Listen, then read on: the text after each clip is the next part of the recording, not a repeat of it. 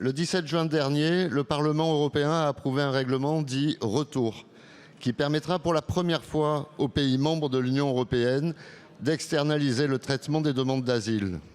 C'est un nouvel outil extrêmement utile et attendu pour faire face à des flux migratoires en constante augmentation vers les pays de l'Union européenne depuis les années 2000 et dont nous savons qu'ils continueront d'augmenter fortement.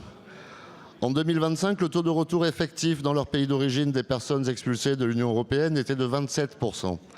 Personne ne peut donc dire qu'il n'y a pas de problème et que la gestion actuelle est efficace. Pourtant, dans un nouvel exercice de grand justicier, le président de la République, pourtant habituellement si prompt à défendre la politique de l'Europe, et dont le mandat se termine heureusement dans moins d'un an, a cru bon de dire que la France n'aurait pas recours à cet outil. Nous sommes ainsi le seul pays, avec l'Espagne de Pedro Sanchez, qui régularise à tour de bras des centaines de milliers de clandestins, à ne pas vouloir utiliser les moyens prévus par ce règlement. Monsieur le ministre, ma question est donc la suivante.